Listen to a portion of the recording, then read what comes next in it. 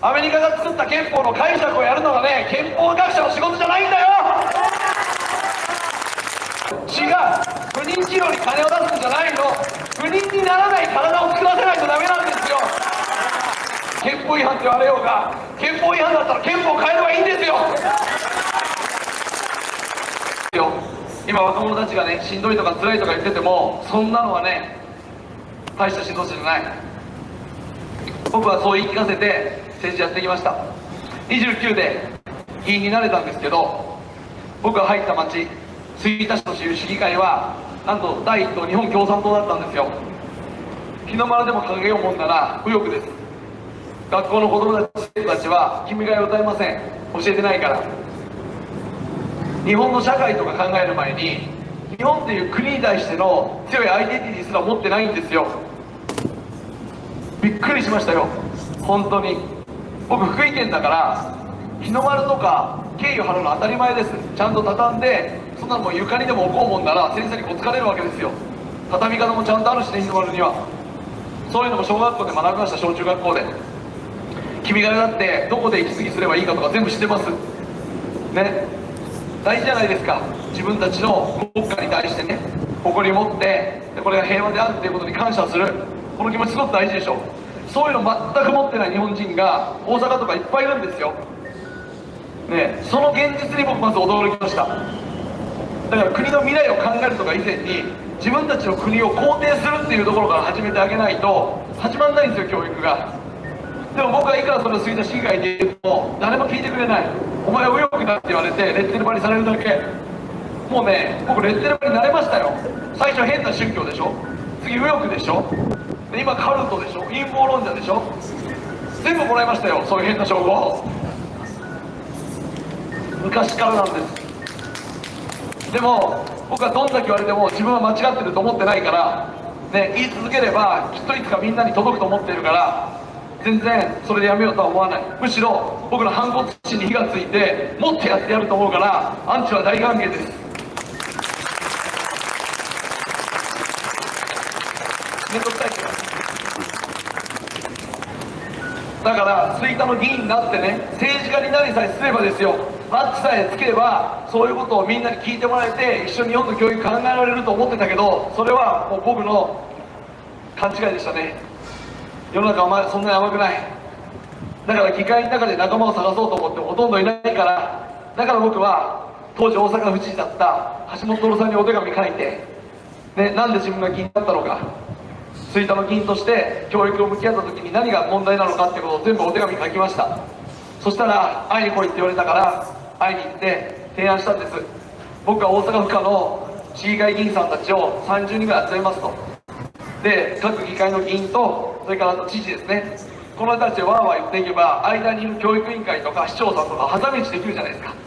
そうやって大阪の教育のね、世論というか状況を変えていきましょうというのが僕が提案したアイデアです。会の名前を付けました。大阪の教育を市町村、大阪の教育維新を市町村から始める会です。でも名前長いんで略称大阪教育維新の会というふうにしました。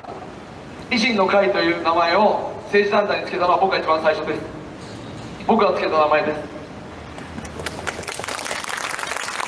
なんで維新にしたか、それは本当に明治維新の時に習って、で僕は別に明治維新を 100% 肯定してないんだけど、でも大きく変わったじゃないですか、国の仕組みが。あれぐらい、大きく転換しないと、ね、おそらく日本はもう外国に抜かれていくっていうことを僕は直感的に分かったからですよ。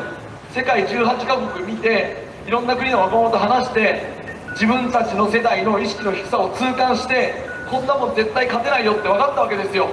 すごいハングリーなんですよ、外国人は。そして当時は日本のことをすごい羨んでて、追い抜いてやろうっていう気持ちをひしひしと感じたから、このままじゃ僕たちは戦えないと思ったわけ。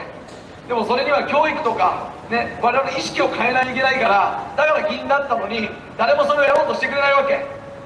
それを根本的に変えるには、ね、橋本さんみたいな発信力のある人とやればいいんじゃないかと思って、期待を込めて維新の会でつけたの。本当に変えるつもりでつけたんですよ、維新って。でも1年も経たないうちに橋本さんの本音が分かってきた。彼はテレビで言ってることと実際やることが違う、思ってることが違う、ね、本格的な維新なんてやるつもりがないんですよ。教育なんかね、政治家が教育の中身に触れちゃいけないって言うんですよ。それだったら教育委員会と一緒ですよね。政治家が教育の中身に口出ししちゃいけないって言ったのは自由支給ですからね。そうでしょ。だから教育変えられないんですよ。アンタッチャブルなものになってるの。今でも政治家だったら皆さん分かりますよ。だからね、政治家が変えられないっていうことは誰も変えられないっていうことですよ。保護者が教育制度変えれるんですか。子供たちが変えれるの。教育委員会って学校の先生と市役所の職員ですよ。県庁の職員と学校の先生ですよ。彼らが日本のビジョンを考えて教育変えれるんですか。変えれないんですよ。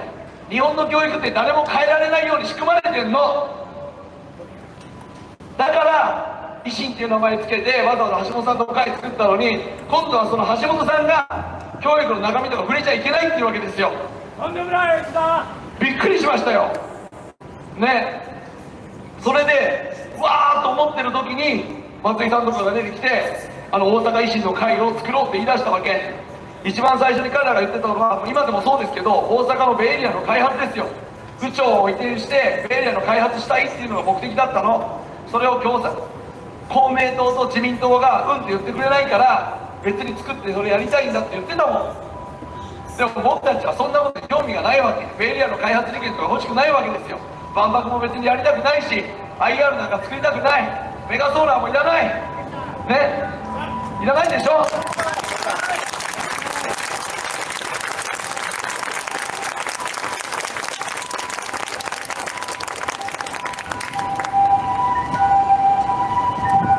だから僕は維新の会には入りませんでした。入らなかったから、なんか裏切り者とか言われましたけど、何も裏切ってない。もう目指すところが違うから。僕はだから教育の会は教育の会で残して、それはそれで別にやってくださいって言ったんですよ。けど橋本徹の名前を使ってね、選挙に勝ちたいだけなんだから、お前らは橋本徹の名前を使うんだったら維新の会に入れって言われたわけ、松井さんに。そんなのおかしいって言って僕は突っぱねたわけですよ。ということ聞かないんだったら潰すって言われるから、僕は潰せるもんなら潰してみろみたいなこと言ったわけ。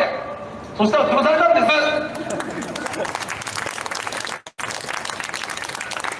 でもね、ただ潰されたわけじゃない。僕だっていろいろ考えて、そこからね、吹田の一市議会議員なのにお金集めて全国47都道府県回って会作ったんですよ、自分で。それが龍馬プロジェクト全国会という会です。今でもまだ残ってる200人ぐらいの議員と一緒にやってますよ、超党派で。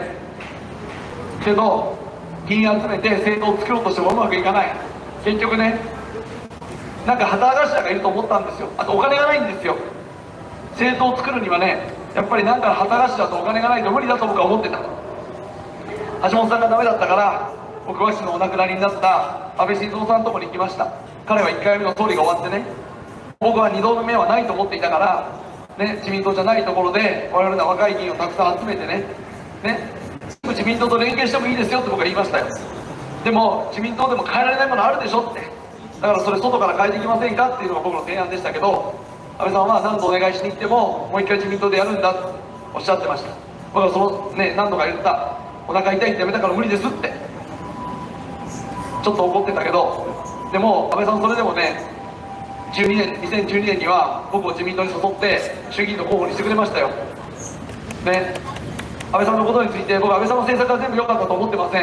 安倍政権に罪がたくさんあると思ってる。それは政策としてあれだけど、で僕は人間として彼は悪い人だとは全く思っていない。だって直に話したから。そんな一部の左翼の人たちが言ってるような戦争をする人でもないし、国民を苦しめようとかね、そんな人じゃないですよ。やっぱりちゃんと話したら分かる。だから今亡くなられてね、自業自得だと書いてる人を見ると本当にね、やらないけど殴りたくなるような気持ちありますよ。知らないくせにね、テレビばっかり見て何偉そうに言ってんだというふうに思うけど、まあでも権力を握るってことはそういうことなんだなと僕も今ひしひしと感じてます。賛成ドライバー議席を取ろうとしている。明日絶対に取りますよ、賛成ドライバー議席を。そうするとね、もうすでに僕なんか言われないこといっぱい書かれてるわけですよ。でもこういうことなんだなって、初めてこういう立場になろうとしてね、安倍さんたちがここに自分たちが思うことできなかったんだな、足引っ張られてきたんだなっていうこともよく分かった。その時ね、話戻しますけど、僕は新党を作りたいと言った時に安倍さんおっしゃってました。私は自民党でやると。君たちはどんな手段でもいいって言ってました。彼は自民党じゃなくてもいいよ、とにかく国政に上がってきてここで何が行われてるかをちゃんと見ろと、ね、そしてその上で若い力で考えていけばいいんだというのが彼のその時のメッセージでした。今でも覚えてますよ。でも安倍さんも結局やらない。で僕が次にした平沼さんでした。平沼武夫さんね。で話し続けてたんです。そしたら石原慎太郎さんが平沼さんのいないところで橋本と話をして、あのグループが維新の会とくっついちゃったんですよね。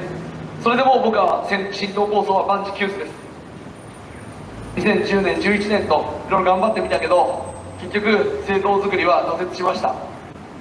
でもう無理だなと思って、もう僕政治辞める気だったんで無所属で衆議院の選挙に出る準備をしてたんです。本当ですね。吹田の人はみんな知ってます。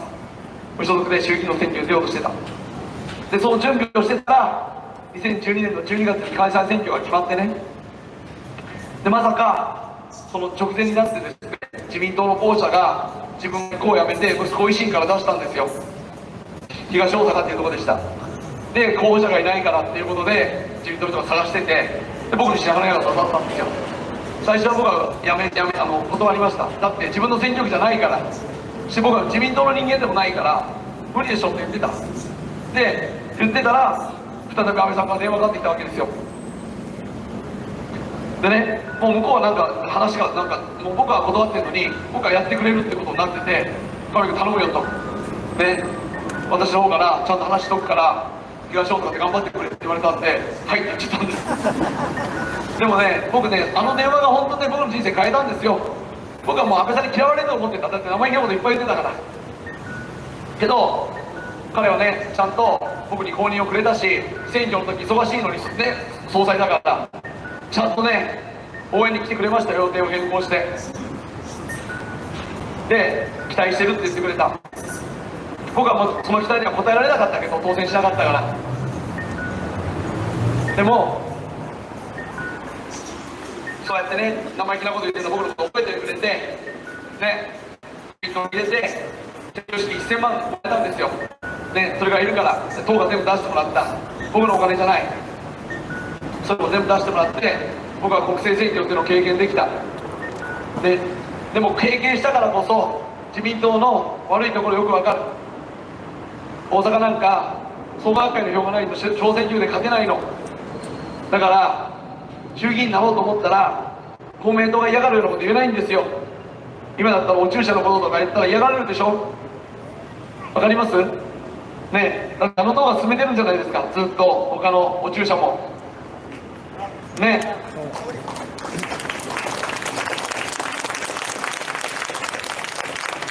だから言えないんですよ。自民党の議員もそういう事情があるの。そういうのも中に入ってよく分かった。自民党のね、どういう宗教団体が自民党を応援してるかもよく分かってる。応援してもらってたから、その人からしてみたらね、あいつ裏切りやがってと思ってるかもしれない。でもね、僕はすぐ乗り換えたわけじゃないでしょ。2012年に選挙出してもらって13年1年間はね自民党残ってたんです、ね、もう一回選挙に出ようと思ってた、ね、せっかく入ったし期待もしてもらってると思ってたから。けどそういった学会とのつながりとか、ね、あとこれ言っちゃいけないあれ言っちゃいけない、あと自民党以外の人と付き合っちゃいけないとかね、なんか小学生のグループ作りみたいなことやってるわけですよ。僕バカかと思いましたよ本当に。なんでと、そんなね政治なんて一つの党でできるわけないんですよ。野党の人ともいろんな政党の人と話をしないと、ね、いい政治なんかできないんですよ。だから参政党は通ってもね全然いいですよ。政権与党でもいいものはいいって言うしダメなものは絶対ダメっていう。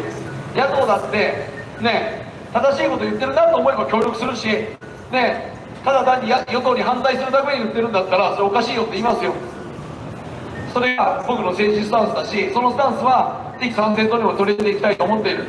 だから与党にどっぷりべったりでもないかといって、ね、野党にばっかり協力して与党を反対するっても違うでしょ。我々がやるべきことは国民が喜ぶこと、ね、国民が必要だと思っていることをちゃんと形にしていくっていうことでしょ。ね、その時にね誰与党だ野党だ、ね、そんなこと言ってちゃダメなんですよ。でも基本的なスタンスは我々野党なんだから、自公政権の悪いことははっきり悪いって言わないといけない。そのところだけちゃんと貫いておけば別に自民党や公明党の議員さんと付き合ったっていいじゃないですか。でもそれをね、天下の自民党の人たちが付き合うなとか言われたらですね、できるわけないんですよ。だから僕は自民党を辞めました。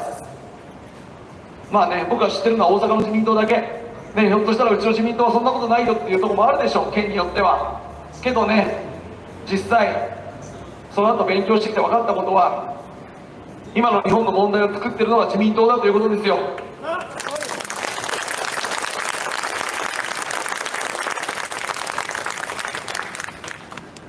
僕は在野になってそういうことを一生懸命勉強しました。歴史も勉強したし、食や健康のことを勉強した。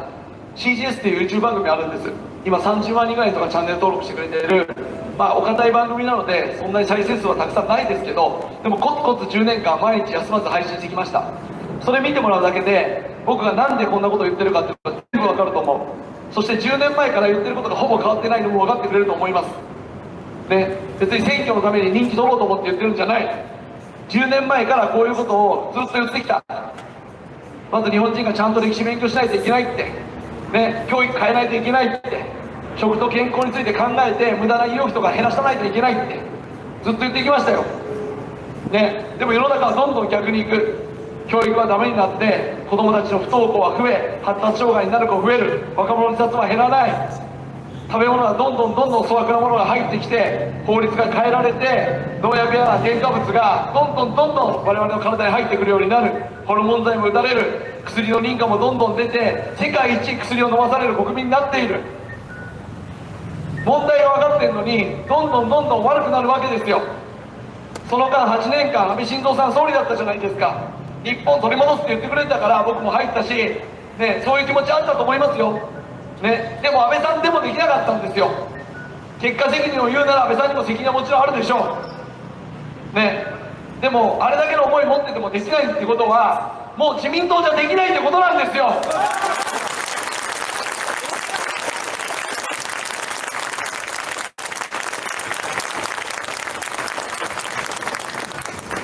自民党に総理やってほしい人いますか。高市さんも安倍さんいなくなったら後ろ盾ないんですよ。岸田さん、河野さん、石破さん、野田聖子さん、誰に総理やってもらえますか。誰に我々の命を預けるんですか。いないんですよね。そして彼らに任せといたら今までの延長線上でやるわけですよ。憲法一つだって憲法改正って言ってるけど、今の憲法を改正してもダメなんですって。 GHQ の監督下で英語訳して作ったような憲法ですよ。もう一回ゼロベースでちゃんと私たちの国柄入れて作んないと本当の日本の憲法にならないでしょ。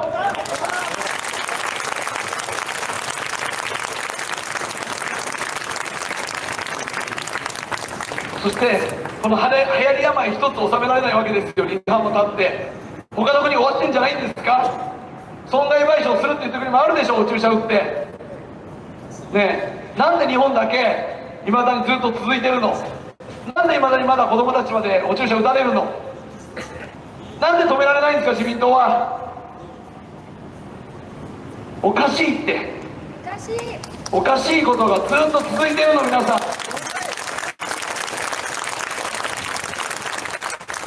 でもそのおかしいことをマスコミも全然ちゃんと報道してくれない。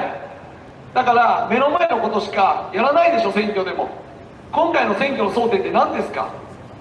物価上昇とか消費税下げることって言ってますよ、ね、物価が上がるからそれにどう対応するかって。そんなのずっと物価が上がるの。僕はね、今のね選挙の争点とか見てて、風邪ひいてるから風邪薬あげますって言ってるように見えるんですよね。国民はね、風邪薬が欲しいんじゃない、風邪をひかない健康な体が欲しいんですよ、ね、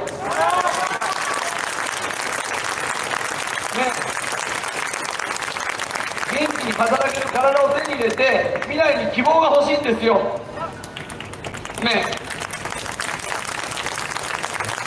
風邪薬は対症療法でしょ。そんなものばっかり並べられて、どの薬がいいですかって聞かれたって僕らの人は全部いらないんですよ。違う、もっと本質的なところを改善してほしいんですよ。そのことをどこの政党も言わないの。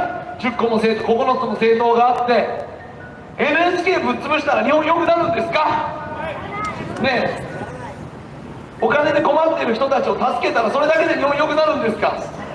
それでもない。もちろん一個一個の政策は間違ってるとは言わないけど、国政なんですから、地方選挙じゃないんですよ。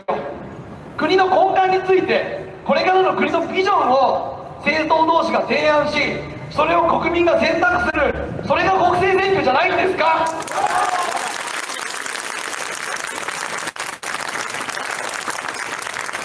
そういう本質的なことをどこの政党も言わないの。参政党が初めて言ってるんでしょ、こうやって。だから皆さんそうになってくれたんでしょ。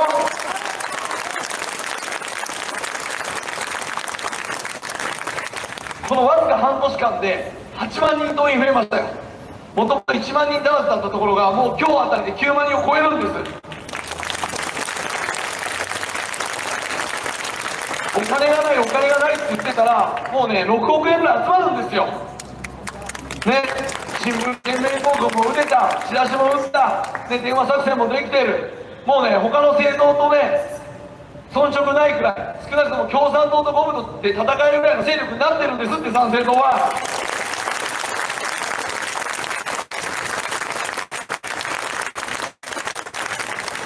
相手は100年の歴史を持つ政党ですよ、共産党ね、比べればだけど、こっちはね2年足らずです。100年を2年で追いついた。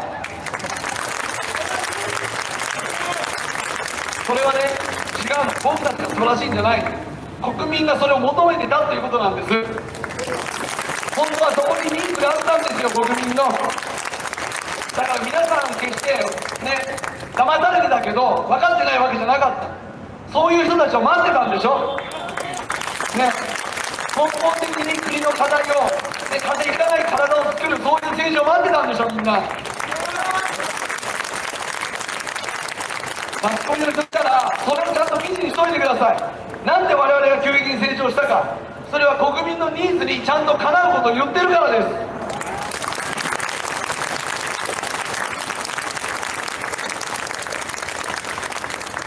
参政党の政策は3つです。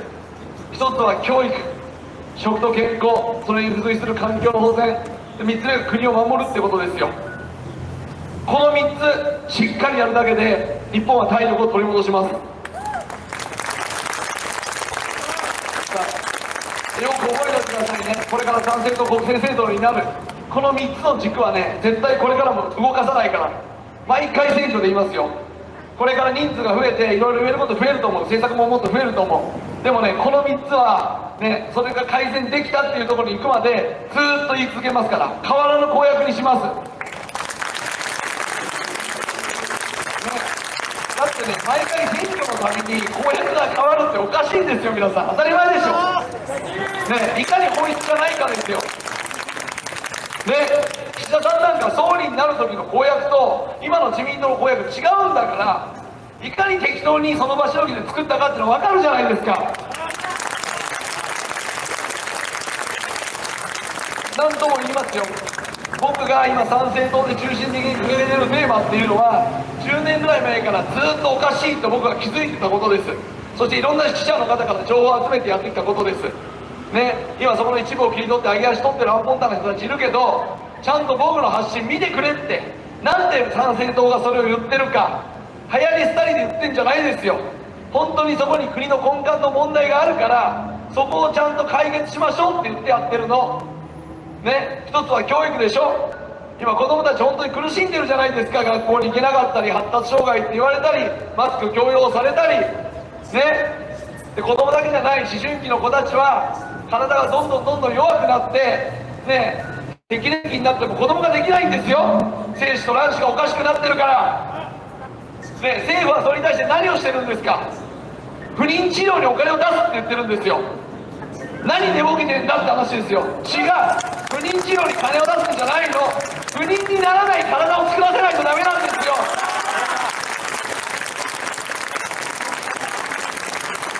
それを先にやってから不妊治療にお金回せばいいんですよ。順番が違うでしょ。これ全部一緒なんですって皆さんね。がんになる体作っといて高額医療制度乗っけてるわけ違うでしょ。がんになりたくないじゃないですか。がんにならない体が欲しいんですよ、みんな。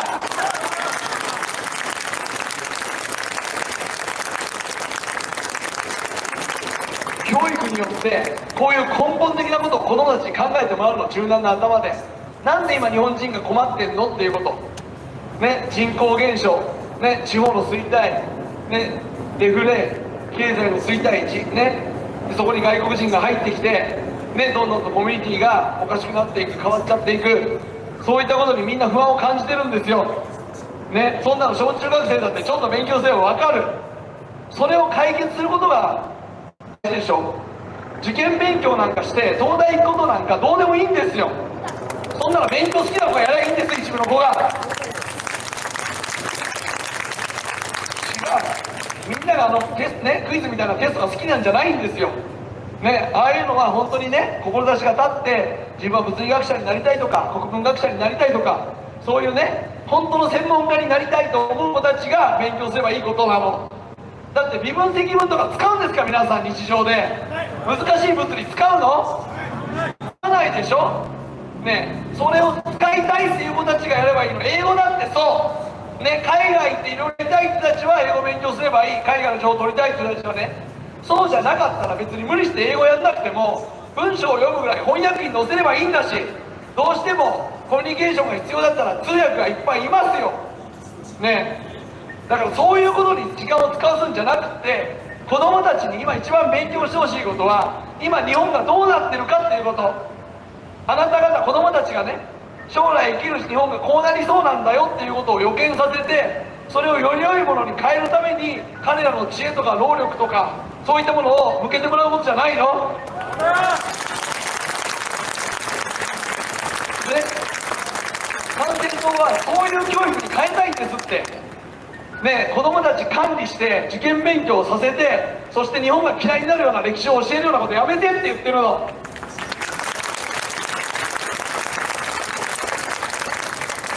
しかもそれを作ったのはアメリカですよ。 GHQ なんです。の広島を作った、ちゃんと書いてある。日本人が二度とアメリカとか戦勝国に逆らわないようにするために日本を占領するって書いてあるんだから、その占領目的で作った教育を我々未だやらされてるんですよ。だから日本人が自信持てないんですって。自分たちの国や地域に誇りを持てない、先祖のことを大切にできないね、そしてそれはイコール自分自身の命を大切にできないんです。自尊感情が下がるから。だからこんなに先進国で一番若者が自殺するんでしょ。子供たちが心病んでるんでしょ。薬漬けにされてるんでしょうが、全部教育のせいなんですって。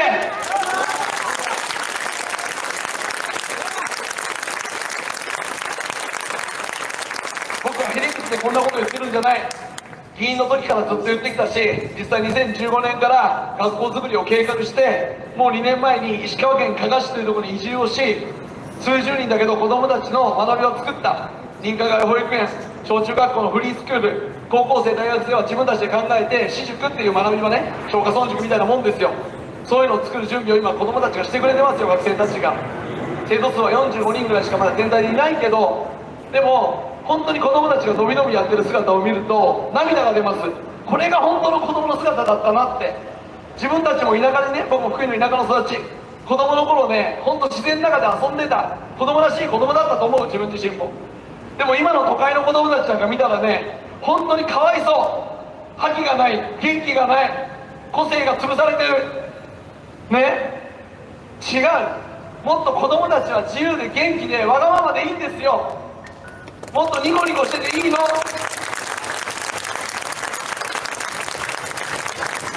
そういう環境はね、作れるんですよ。ちゃんと作ろうと思えば作れるの。僕はまだ2年だけど、それを肩でやってね、あ、やっぱりできるんだ、日本でも十分できるんだなっていうことを自信を持ってる。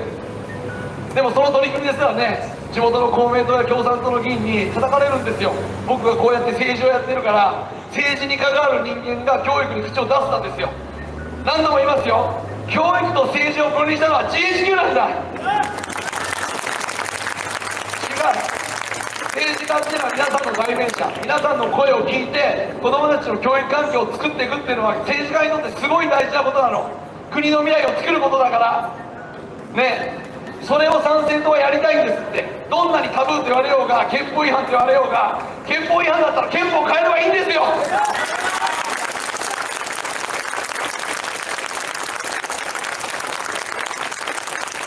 元憲法学者なんてね、今の憲法をどう解釈するかっていう解釈学だけをやってるの。あんなのは憲法学者じゃない。あれはね、御用学者ですよ。違う。本当の憲法学っていうのは、我が国が良くなるためにどういった憲法が一番いいのか、どういった国の体制を作ればいいのかっていうことを考えて提案するのが憲法学者の仕事。アメリカが作った憲法の解釈をやるのがね、憲法学者の仕事じゃないんだよ。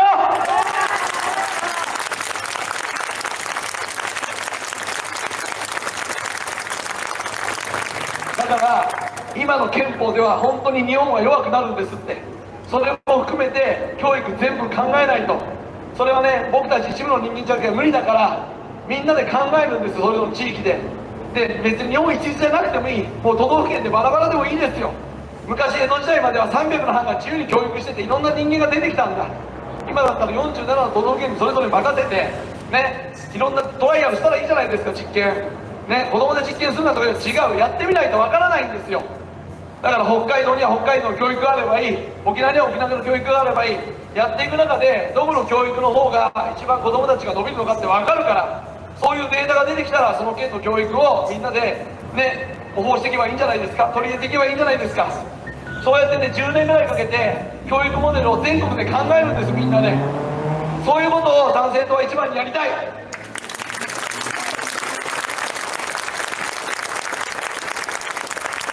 そうやってね、子供って次世代の種でしょ。未来の希望でしょ。まずね、未来への希望をつなぐんです。それが一番。それ次はね、その子供たち、そして我々大人もそうです。頭だけじゃない、心と体を健康にしておかないといけないから、さっきの食の話になるの。食の話はもう簡単ですよね。アメリカとかヨーロッパと同じぐらいの基準にして、変なものが日本に入ってこないとすればいいだけ。厚生労働省にプッて通達出せば